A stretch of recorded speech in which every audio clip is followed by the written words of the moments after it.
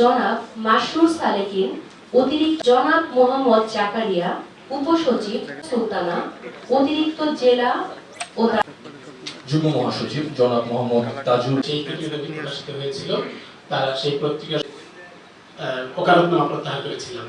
নিকট থেকে আমরা দায়িত্ব গ্রহণ করব। মহাসচিব জনাব সগির আহমেদ, মেট্রোপলিটন ম্যাজিস্ট্রেট।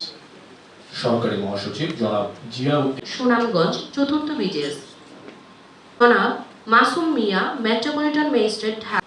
জনাব ইব্রাহিম খলিল মুহিম, জেলা। জনাব Asma Jahan, senior judicial magistrate Gaziganj Lalmonirhat 15 BJS. এটি কোনোভাবে আমি মাননীয় সভাপতি মহোদয়ের দৃষ্টি আকর্ষণ করছি যে এটি আমরা একটি প্রিন্ট আকারে এটা যেন ভবিষ্যতে আমাদের সংরক্ষণে থাকে যে